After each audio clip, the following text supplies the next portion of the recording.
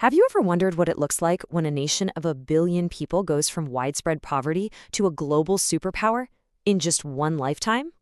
Well, it's arguably the single greatest economic transformation in all of human history. Today, we're going to unpack that incredible story, China's 40-year miracle. I mean, think about it. The changes were so huge, so fast, that they didn't just reshape China. They completely rewired the entire global economy. It really makes you stop and ask the big question. How on earth did one country manage to do all that and change the world in such a short amount of time? Okay, so to really get to the bottom of this, here's how we're going to break it down. First, we'll see just how close China was to total collapse. Then, we'll dive into the incredible experiment that changed everything. We'll look at the jaw-dropping results of the economic miracle, but also dig into the real price of that progress. And finally, we'll ask, what's next? Is China entering a totally new era? All right, let's rewind the clock. Picture this, it's the late 1970s. Decades of rigid, centrally planned policies, like the Great Leap Forward and the Cultural Revolution, had just wrecked the country's economy. It was completely stagnant. Everything was state-owned, and nothing was efficient. The country was, no exaggeration, right on the brink of a massive crisis. And listen to this. This quote really shows you the level of panic. This wasn't just talk about a recession. This was an existential threat. The disaster of 1959 they're talking about, that was the Great Famine, a catastrophe that killed tens of millions of people. So the leadership knew they had to do something, and they had to do it fast. So in December 1978, a new, pragmatic leader, Deng Xiaoping, comes in and launches the reform and opening up. But here's the key. This wasn't some grand, perfectly designed master plan. His approach was captured by this famous phrase, crossing the river by feeling for the stones. It meant you take a step, see if you're on solid ground, and then take the next one. It was all about trial and error, seeing what worked and just going with it. And you can really think of this whole experiment as happening in two big waves. First up, they tackled the farms. They basically dismantled the old collective system and gave land back to individual families. A simple change, right? But it unleashed this incredible surge in food production. The second stage was way bigger, way riskier. Slowly, piece by piece, they started lifting price controls and privatizing the massive, clunky state-owned factories. Now, a huge part of this opening up strategy was creating these things called special economic zones. The best way to think about them is like little laboratories for capitalism set up right on the Chinese coast.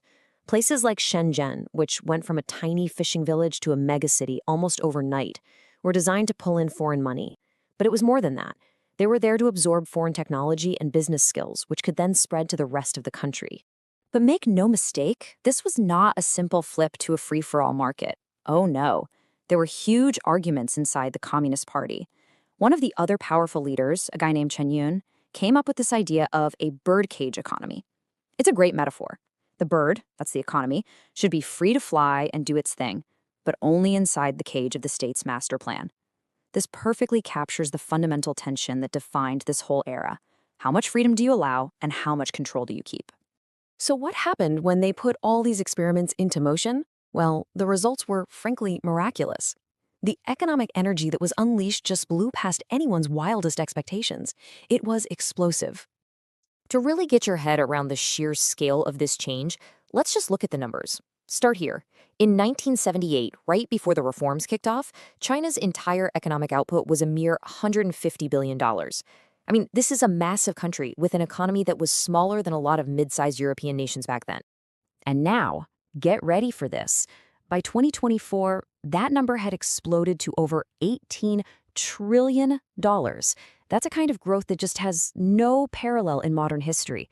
It's what turned China into the world's second largest economy. But you know, this is about way more than just GDP charts. This is the real story, the human story. Over those 4 decades, an absolutely staggering 800 million people were lifted out of extreme poverty. Let that sink in. It is the single largest and fastest poverty reduction the world has ever seen. But here's the thing. Growth that fast, that explosive, it doesn't happen without a cost. A miracle of this size casts a very long shadow. So to really understand the whole story, we have to flip the coin over and look at the other side, the very real price of all that progress. And this chart, it really says it all. Back in 1980, the state controlled over 80% of all industry in China. But look at 2005. It plummeted to just 15%. This wasn't just a tweak. It was a fundamental, seismic shift away from the old socialist model and toward a market economy driven by the private sector. And what was one of the biggest consequences of that shift? A massive explosion in inequality. The Gini coefficient, it's just a scale where 0 is perfect equality and 1 is total inequality, it soared to over 0.45. To put that in perspective, that's a level you see in countries famous for their huge gap between the rich and the poor. The old Maoist ideal of everyone being equal, it was gone. And the costs just kept piling up. The push for industrialization at all costs led to some of the worst environmental damage on the planet. Corruption ran rampant in that gray area between the state and the new market. The movement for political reform came to a tragic and violent end in 1989 at Tiananmen Square. And millions upon millions of workers from the old state-owned companies lost their jobs in mass layoffs, a painful process they called xiaogam. So that brings us to today. After decades of putting growth above literally everything else, China's leaders are now signaling a pretty dramatic change in direction. They're trying to move away from that single-minded focus on development and toward a new national goal.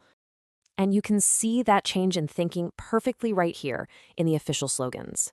Deng Xiaoping's mantra was, "Development is of overriding importance." Basically, growth was the answer to everything.